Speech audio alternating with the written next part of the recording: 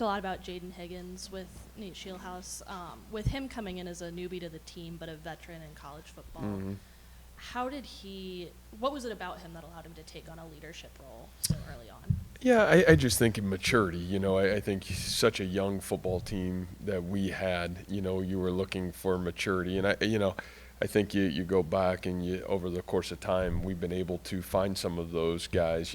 Xavier brought the same thing to our football team when he came in, probably at a really critical time of maturity at the receiver position, a guy that had played college football prior to.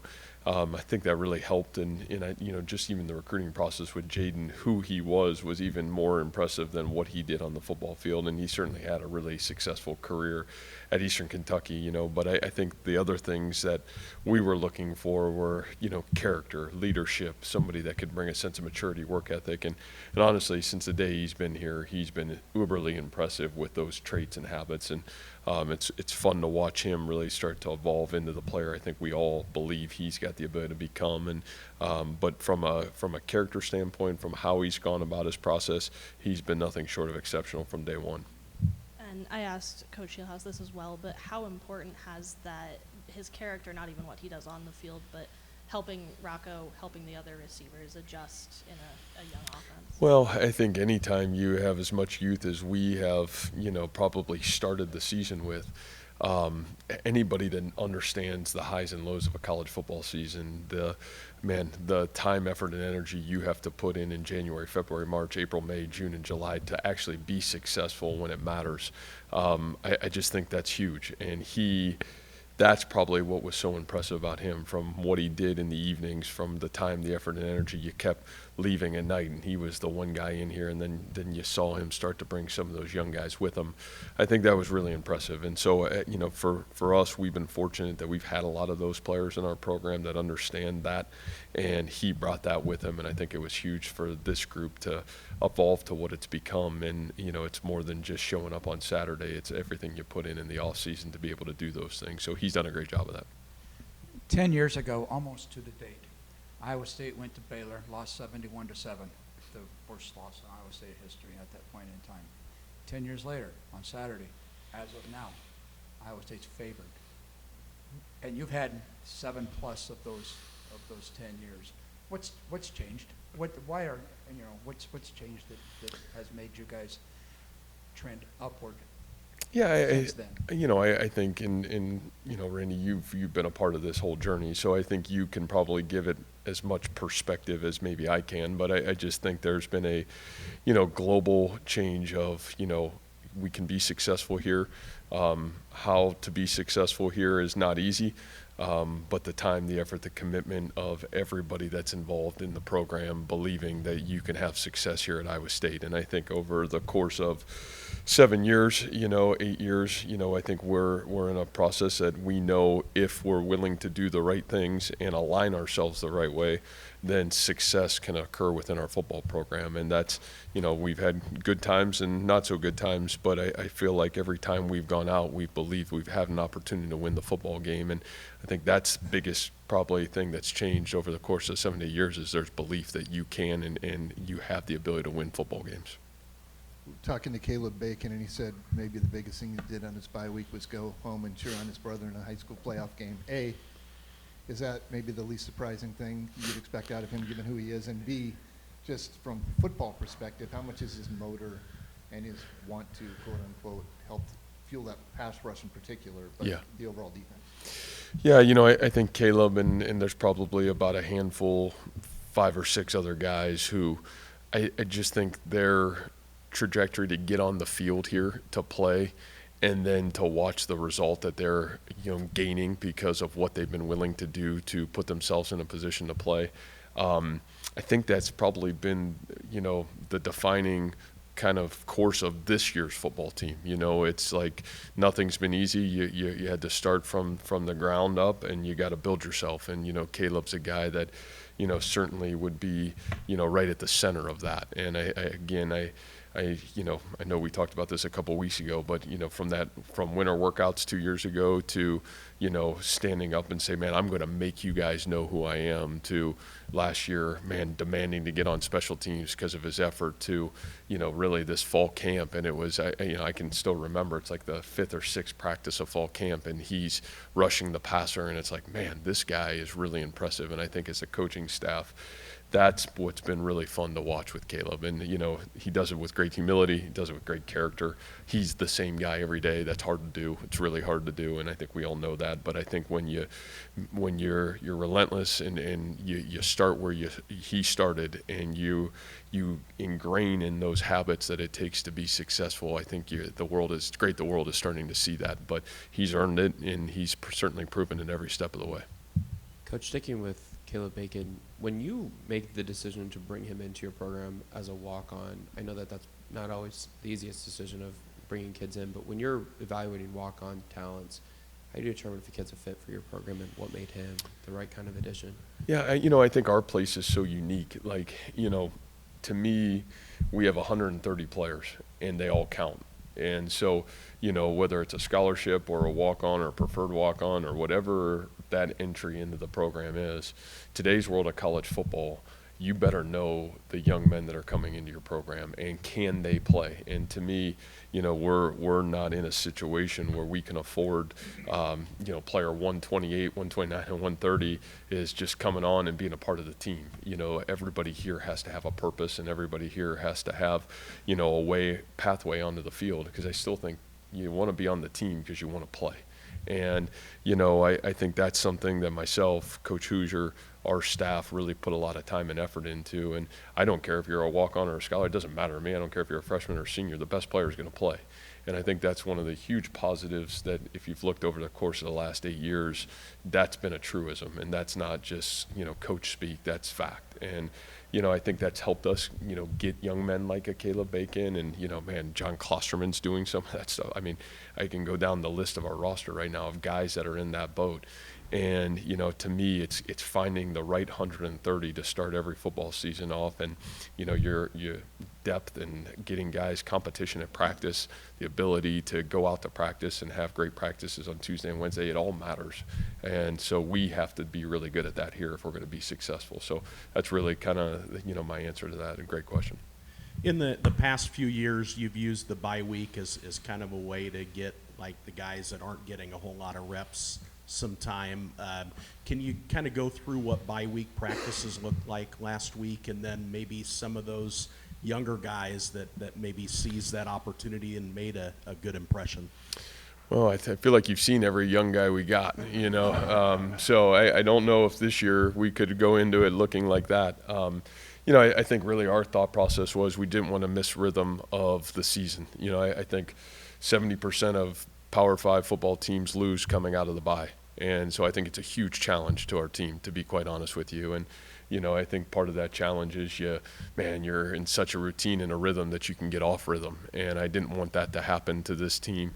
I felt like we were able to really keep that rhythm.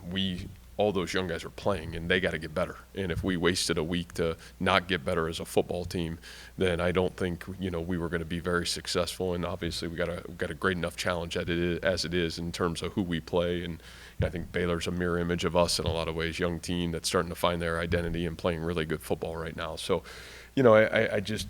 From our end of it, it was a completely different bye week just because of who we are and what we are. And like I said, we went to work and kind of tried to keep the same rhythm that we've had the last couple weeks. With the bye week, I imagine you had more time for film and maybe even time to watch games on Saturday. Did you get a sense of where the league is and how you guys fit into it as you hit this home stretch? Yeah, I just think college football is crazy. I don't like to watch college football because it makes me nervous, and it makes me dread getting back into it a little bit. There's so much chaos going on, but and I say that just because it's hard for me to even know who we are. I think so much of my thought process right now is everything else will take care of itself, but who are we? And I think that's been my challenge even to our staff, as we got off the field on Saturday and kind of went back to work a little bit Sunday, Monday, is let's figure out what are we doing well? Where are our gaps? Because we still have many of them. How do we keep trying to fill those gaps in so we can be our best down the stretch? And, obviously, you're playing really good opponents here at the tail end of it. And, I think what you still learn about college football, the team that wants it the most on Saturday usually wins the football game and makes the least amount of mistakes. And I think, I don't even know if it's college football. I think it's the NFL too. And so, I just feel like those were the things that we really went to work on from my standpoint. What's been the biggest change, development, evolution, however you want to look at it, for Rocco from a guy who, by virtue of not playing him last year, you guys were signaling he didn't think he could do a better job of helping you win football games in a year where you didn't win a lot, for him to now be in a huge part in having a 3-1 record in the league? Yeah, I think the biggest thing for Rocco is his ability to, and I think you saw this a little bit at the end of the season when he went in the TCU game. His ability to take a step back and almost watch college. It's no different than you see in the NFL sometimes. Those guys where they get to watch for a little bit and then they get their opportunity to go. And I think Rocco's maturity to be able to diligently prepare, especially by the midpoint of the season where he really became the true two. I thought his preparation and process was really impressive. And as anybody would, you're evaluating, man, what's the guy in front of me doing really well? What's he not doing well? If I get my opportunity, what should those things look like? And I think that's something we've tried to do as a program, whether it's going good or bad, is, man, those twos or threes, like, man, what are we doing well? What aren't we doing well? If you're the guy or your opportunity comes, how are you going to be ready to seize that opportunity? And I just remember, that TCU game. I know there wasn't a lot of great things a year ago in that game, but the one thing that was a little bit of a spark was Rocco when he went into the game, and it wasn't perfect. And yet, I was pretty impressed with his mannerisms. I was impressed with kind of the energy that he brought to our football team when he went in. And so I do think Rocco, and that's a credit to him, because there's a lot of times, and man, we got young guys right now that are waiting their turn and sitting or not getting the bulk load of the snaps. It is really hard to do that. And I think all of our egos say, man, I should be the guy into the game, and don't have the humility to sit and watch and say, man, if I'm not in the game, can I still learn, grow, and get better? And I think what you've seen from him is he didn't waste last year. It wasn't just, man, I'm going to sit there and, complain because I'm not the guy. I think it was, I'm going to learn, I'm going to grow, and if I get my opportunity, and when I get my opportunity, I'm going to make the most of it. And that's really the credit to Rocco right now. In that same vein, you mentioned there was a time where he was a 3 behind the walk. He was. More patience and, I guess, perseverance you need to keep that. Yeah, and again, that's part of a freshman's journey sometimes, is earning the way up the depth chart. And, I think even for Rocco, I mean, it is. I mean, I would say that's the hardest part with college athletics, especially in football. And, there's, I think sometimes the basketball world and some of those worlds are different, but the football world, at least here, you start at the bottom and you got to earn your right to go back up. And, I think that's tough, because you go through recruiting. Everybody tells you you're great. You think you're really good. You're the best player on your high school team. You probably have the ball in your hand, or you're the guy, and then you got to come to this level, and everybody's pretty good, and you got to start back over. And I think that is ultimately the great challenge, and that's why you go back to recruiting. It's more so the who, what's the mentality. You're never perfect in that, but can you find the guys that are willing to work through it and become the best? And, I think Rocco certainly has great maturity, and that maturity is certainly shown forward. And we'll need to continue to show forward. I think he would tell you, there's still a lot of work for him to do to continue to evolve to be what he's capable of being. But I think at least what the feedback and what I've watched from him is there's a relentless pursuit to it. And I do think that started a year ago. And, go from 3 to 2 to get on the field and play, then get into a competition a little bit in the spring. And then, all of a sudden your shot's there, and you either make the most of it or you don't. And he's certainly been willing to do that. What kind of growth have you seen from the physicality of the tight end room, especially in run blocking, and how has that been able to impact the offense in explosive plays? Well, I would say the beginning piece of it is physicality. I think you saw Easton Dean go from 245 to 265. I think you saw Steve O'Klotz, start the season around, 255. Gabe Burkle starts the season at 280.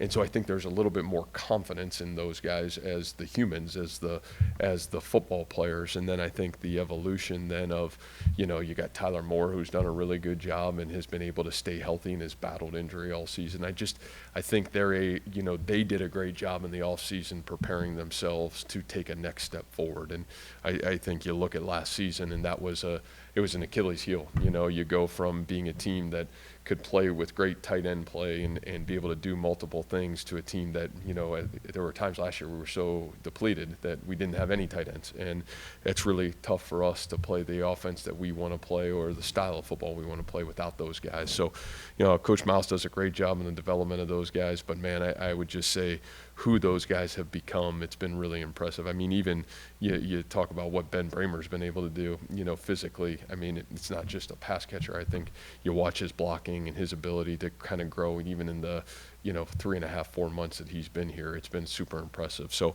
really, really impressive room, growing, getting better, but really talented room that's really went to work. Matt, you mentioned the similarities between these two teams and how their seasons have progressed. Where is Baylor a bigger challenge now than at the beginning of the season? Well, I think they're beginning to have a great identity. You know, their quarterback has really played great football. If you look at especially the last 6 quarters, he's been exceptional. You know, he's got great escapability. He's made big play after big play. Great skill receiver room. You know, I think that room has been super impressive. And I just think, you know, you got to remember that group, much like us, lost a lot of guys, and just trying to work through who their identity is and what they are. They've got, you know, a tremendous coaching staff, you know, and a group that I think, again, they used their bye week really well. I think they kind of went back to work on who they wanted to become, how did they put their playmakers in position to make plays, and came out clicking on all cylinders. And then I think defensively, they're a football team that has a lot of veteranness. They've got that veteran D-line, linebacking core, guys that have played a lot of good football there and been successful. And so I just feel like as a football team in general, their identity is really starting to evolve and form. And again, you give a lot of credit. They got a great coaching staff. Their kids are tough. They play really hard for 4 quarters. And, you know, I think just finding out who their guys are and what they can do and then putting them in the best position to be successful. But I feel like they're clicking on all cylinders right now. They'll be a great challenge for us. Coach, having won 3 of 4 heading into the bye week, how much momentum did that give you guys on the recruiting trail? Because I imagine you went out and did a lot of recruiting now. Yeah, you know, I still think, you know, kids don't even know at half the time what your record is, you know, in my opinion. I feel like, to me, the recruiting journey is relationships and continuing to build. And that is one of the things I love about, you know, getting out of here and being able to go see young people in their environments. Those are things I do really enjoy. And being able to, man, how's a kid go to school? How's a kid train in the weight room? How's he go to practice? I got to go to a lot of practices last week, which was awesome. And, you know, I think those are all things that's rewarding for us to see, because it helps build that relationship and try to know and understand who the heck you're recruiting to come into your football program. Healthy. Go ahead. Yeah, Randy, we are. I think we're fairly healthy, you know, going into Cincinnati, and I think the bye week certainly served us well of guys that were dinged up. But I feel like, you know, we're really close to full strength as we come out of the bye week, which is good for us. A few of the players mentioned after the Ohio game, looking in the mirror and deciding what team you wanted to be. Did you kind of feel that same way, and what kind of team did you see when, I guess, you looked in that metaphorical mirror? Yeah, I don't think I've ever flinched about this team. I've been really bullish since, you know, May, June, July, and August, because I saw this group has been relentless in becoming who they had the ability to be. It's really talented, young team, but they're young. And, you know, part of growing up, you know, especially at Iowa State, you have to go through it. There's no, I wish you could snap your fingers and make it just happen, but that's not how it's ever going to be. You're going to have to go through the process it takes to be successful. And I think what we saw at Ohio is, number one, it's still shown to be a really good football team, one of the most senior-laden teams in the country. Played really good football against us. We didn't play our best football. And, you know, obviously when you lose a game, that's not the result that you want to have. And so, you know, you come off with 2 tough losses in a row, and I do think you have to look yourself in the mirror and you got to say, okay, where are we going with this thing? It becomes a mentality. Do you know, I think there's great growth opportunities for us, but, man, are you willing to truly stay the course and not worry about exactly what the result is, but maybe why we haven't gained the result that we want to get yet? And I think our kids have done a really great job of understanding that. Like I would say for the 7 games we played, we have gotten better every week. And yet the challenge is, can you keep doing it, right? Can you keep getting better? Some teams will, and the ones that will, they have really special seasons at the end of November and December, and then you get to look at the entirety of a season. And you say, man, did you have success or not? And so we're a portion of the way through it. We've got a lot of work to do, and great challenges ahead of us. But our kids so far have stayed the course to be able to keep getting better. Coach, obviously the bye week is huge to get, rest and guys who are hurt get healthy, but is there a sense with the way y'all were playing heading into the bye week of, man, I wish it wasn't coming this week, maybe coming later with the way y'all were playing? Is there a sense of? Yeah, I just think for us, it's how you use that bye week, and we tried not to stray too far off of our schedule. I think we were at a point where it was good to be able to maybe take a little bit of the workload of the week off of our kids' plate to physically continue to kind of move forward for the last stretch run. I do think it's always a great time to be able to really self-reflect. What are we doing well? What are we not? Fundamentally, get back to some of the things we need to get back to be able to be our best. And like you said, you don't like sitting idle on Saturday. I'd rather be in the mix than sitting having to watch it or being at a soccer game. You know what I mean? So, which I was Saturday. So that's kind of part of life. Nothing against soccer. We did win, which was great, which was more important. I did not. No. I wouldn't even know what to say. So attitude and effort, that's what we coach at the soccer games. So, all right, guys, thank you.